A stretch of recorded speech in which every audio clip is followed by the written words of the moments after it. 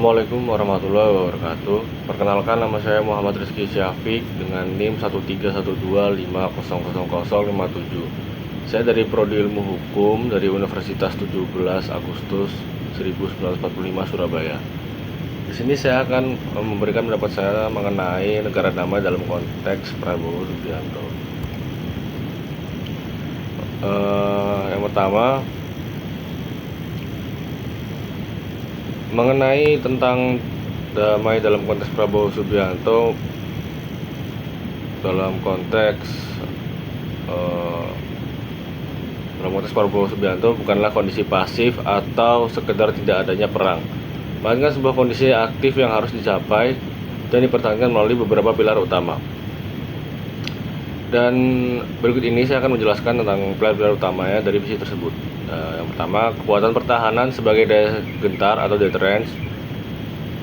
Ini adalah pilar yang paling sering ditekankan oleh Bapak Prabowo. Fondasi dari pandangannya adalah adagium Latin klasik, civis pacem para bellum. Lalu berikutnya, jika mendambakan perdamaian, bersiaplah untuk perang. Bagi Prabowo, perdamaian sejati hanya bisa dijamin oleh kekuatan. Negara yang lemah menurutnya akan mudah diganggu atau didikte oleh kepentingan asing. Tujuannya adalah modernisasi militer dan penguatan pertahanan atau alutsista tidak ditunjukkan untuk agresi atau memulai perang. Tujuannya adalah untuk membangun daya gentar, deterrence effect. Dan berikutnya logika, ketika suatu negara memiliki kekuatan pertahanan yang disegani negara lain, akan berpikir dua kali untuk mengancam kedaulatan atau kepentingannya sehingga perdamaian dapat terjaga. Perdamaian tidak bisa didasarkan pada harapan atau doa, melainkan pada investasi pertahanan yang nyata. Dan diplomasi proaktif dan politik tangga baik. Pilar kedua adalah bagaimana Indonesia berinteraksi dengan dunia luar. Visi ini didasarkan pada politik luar negeri, yaitu bebas aktif, dan diwujudkan melalui politik tetangga baik atau good neighbor policy. Prabowo berulang kali menekankan pentingnya membangun hubungan yang solid, bersahabat, dan saling percaya dengan semua negara, terutama negara-negara tetangga di kawasan ASEAN. 1000 kawan terlalu dikit, satu lawan terlalu banyak. Filosofi ini menjadi dasar diplomasinya, yang berarti Indonesia harus proaktif mencari persahabatan dan menghindari permusuhan. Peran sebagai juru damai, Indonesia tidak hanya pasif tetapi juga harus aktif berkontribusi dalam perdamaian dunia.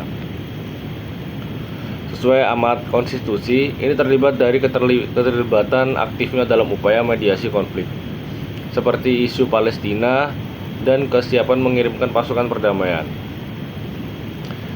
Lalu ada juga stabilitas dan kemandirian nasional. Perdamaian eksternal tidak akan terwujud tanpa perdamaian dan stabilitas internal. Pilar ini mencakup persatuan dan stabilitas internal. Negara yang damai adalah negara yang sejuk dan tenang di dalam, tanpa konflik sosial atau perpecahan politik yang tajam. Lalu ada kemandirian ekonomi. Perdamaian sangat terkait dengan stabilitas negara. Yang tidak mandiri secara pangan dan energi adalah negara yang rapuh dan mudah diinvestasi. Oleh karena itu, pencapaian swasembada pangan dan energi dianggap sebagai bagian vital dan strategi pertahanan dan perdamaian. Secara singkat, negara damai dalam konteks Prabowo Subianto adalah hasil akhir dari sebuah negara yang kuat secara pertahanan, mandiri secara ekonomi, stabil secara internal, dan dihormati serta proaktif dalam diplomasi global. Lalu stabilitas internal dan ketertiban. Pilar ini dari negara damai adalah kondisi domestik yang stabil dan aman, mencakup persatuan nasional.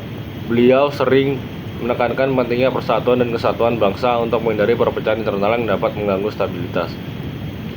Lalu berikutnya ada ketertiban umum. Terdapat perbedaan yang jelas antara penyampaian aspirasi secara damai atau yang dihormati dan tindakan anarki atau kekerasan yang akan ditindak tegas. Negara damai adalah negara yang dimana hukum ditegakkan untuk menjamin ketertiban. Berikutnya, kekuatan pertahanan sebagai daya gentar. Kekuatan pertahanan sebagai daya gentar ini adalah salah satu pilar yang paling sering beliau tekankan, sejalan dengan latar belakang di militer dan sebagai Menteri Pertahanan. Filosofi civis pacem parabellum, sebuah adigium Latin yang sering digaungkan yang berarti jika kaum mendapatkan perdamaian bersedia untuk perang. Lalu berikutnya perlindungan kedaulatan, beliau menegaskan bahwa kedaulatan dan kekayaan negara tidak bisa dilindungi hanya dengan niat baik atau kata-kata, tapi harus dengan kekuatan dan pertahanan yang mumpuni. Diplomasi damai proaktif. Negara damai juga berarti negara yang aktif berkontribusi pada perdamaian regional dan global. Ini sejalan dengan prinsip politik luar negeri Indonesia yang bebas aktif. Mediator konflik, Indonesia diposisikan sebagai negara yang siap menjadi mediator dan berkontribusi dalam proses perdamaian dunia, seperti yang ditunjukkan dalam keterlibatan aktifnya dalam isu Palestina-Israel. Lalu ada kebijakan tetangga baik, United Polis yang tadi. Lalu berikutnya, ekonomi yang stabil, perdamaian internal juga ditopang oleh ekonomi yang kuat dan merata, di mana kebutuhan dasar rakyat terpenuhi. Singkatnya, negara damai dalam perspektif Prabowo Subianto adalah hasil dari sebuah strategi komprehensif. Negara yang stabil dan bersatu di dalam, kuat dan berdaulat secara militer untuk menangkal ancaman luar serta dihormati dan proaktif dalam kancah diplomasi internasional. Ketahanan nasional dan kesejahteraan. Pilar ini menghubungkan perdamaian dengan kemandirian dan kesejahteraan rakyat. Lalu ada kemandirian pangan dan energi. Negara yang damai tidak boleh bergantung pada negara lain untuk kebutuhan dasarnya. Stabilitas sosial yang merupakan bagian dari perdamaian internal sangat bergantung pada ketersediaan pangan dan energi yang terjangkau.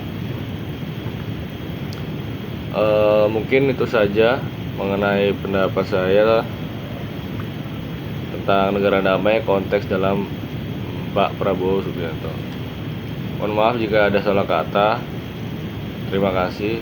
Assalamualaikum warahmatullahi wabarakatuh.